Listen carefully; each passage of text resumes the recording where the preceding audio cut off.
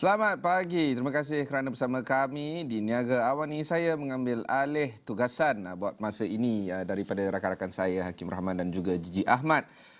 Ini merupakan siaran Niaga Awani yang pertama sejak Malaysia memilih dan kita akan teruskan dengan beberapa perbincangan yang berkaitan dengan perniagaan dan juga hal ehwal ekonomi dan sentiasa akan meneliti perkembangan terbaru kerajaan baru di bawah pimpinan Perdana Menteri Malaysia ke-10 Datuk Seri Anwar Ibrahim. Walaupun ada juga yang menyatakan bahawa hari ini cuti, therefore kita boleh jalan-jalan, tetapi ada beberapa perkembangan yang sedang berlaku di negara kita. Terutamanya di Istana Negara kerana pra-mesyuarat Majlis Raja-Raja dijangkakan akan berlangsung sebentar lagi dan wartawan kami di lapangan ada pun di lokasi. Kalau kita boleh langsung terus ke pintu 1 Istana Negara bersama dengan Hasimi Muhammad. Hasimi, boleh terangkan sedikit tentang keadaan di sana?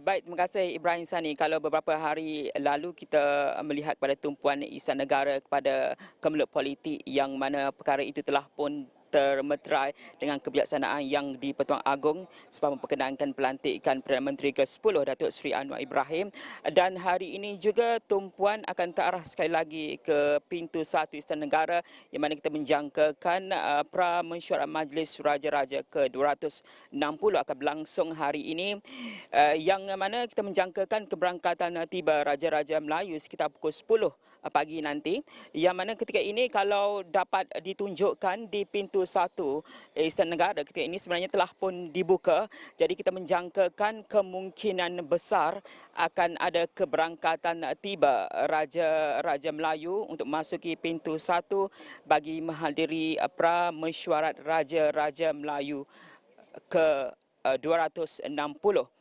Namun setakat ini masih lagi belum kelihatan kenderaan yang membawa Raja-Raja Melayu berkenaan, dan kita akan terus bawakan pengembangan tersebut. Namun apa yang kita boleh menjangkakan untuk pra-mesyuarat Majlis Raja-Raja hari ini, yang hanya akan hadir untuk hari ini sahaja adalah Raja-Raja Melayu, sebelum mesyuarat Majlis Raja-Raja ke-260 akan berlangsung secara rasmi esok, dan kebiasaannya mesyuarat Majlis Raja-Raja akan berlangsung selama 2 hari, yang mana selain kita melihat kepada keberangkatan tiba Raja-Raja Melayu esok, kita juga dapat jangkakan kehadiran Perdana Menteri yang di-Pertua Negeri, juga ketua-ketua menteri akan turut hadir pada mesyuarat berkenaan esok.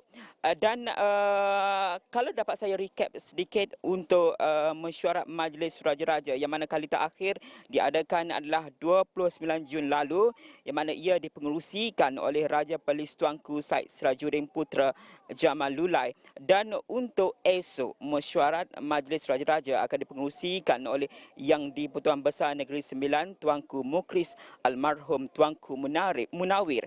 Dan apa yang kita boleh jangkakan apabila Majlis Raja-Raja berkenaan bermesyuarat, untuk sebelum mesyuarat berlangsung akan berlangsung juga Raja yang mempengerusikan majlis berkenaan akan berkenan memberi tarbik hormat ke atas kawalan kehormat utama yang dibarisi Batalion Pertama Regimen Askar Melayu Diraja di Dataran Utama, kemudian akan menanam pokok di pekarangan Istana Negara sebagai simbolik mempengerusikan Majlis Raja-Raja. Yang mana menariknya majlis ini adalah kerana cetusan Aida Al-Sultan Abdullah Riayatuddin Al-Mustafa Billah Shah yang tidak pernah diadakan sebelum pelantikan Seri Paduka sebagai Yang di-Pertuan Agong ke-16. Dan untuk hari ini sebenarnya kita maklumkan bahawa ia hanya pra-mesyuarat Majlis Raja-Raja, dan esok secara rasmi mesyuarat Majlis Raja-Raja akan berlangsung, dan apa yang kita dapat jangkakan intipati kepada mesyuarat Majlis Raja-Raja itu adalah antaranya akan menyentuh mengenai cabaran semasa negara dan juga bagaimana usaha-usaha yang sedang dirancana dan akan dilakukan untuk mendepani. Pertama, mengenai ketidaktentuan politik sebab kita melihat kepada kemelut dan kebuntuan politik melalui pasca PRU 15 dan telah pun termeterai dengan kebijaksanaan yang di-Pertuan Agong, dan bagaimana usaha-usaha ini boleh dilakukan untuk memastikan kestabilan dan kesejahteraan negara. Dan kita juga menjangkakan intipati yang paling utama jugalah mengenai ekonomi, bagaimana usaha boleh dilakukan untuk mendapati cabaran global dan bagaimana usaha untuk memulihkan bebanan yang menghimpit rakyat khususnya mengenai kos sara hidup.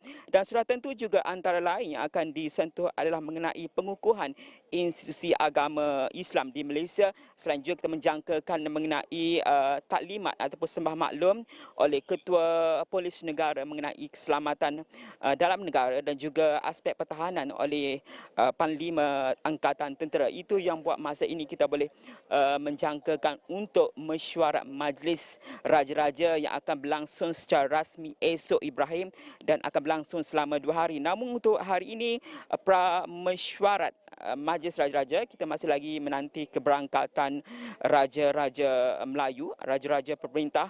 Namun setakat ini 9:10 pagi, kita masih lagi belum melihat kenderaan ataupun keberangkatan tiba dan saya jangkakan pada bila-bila masa akan tiba, Ibrahim.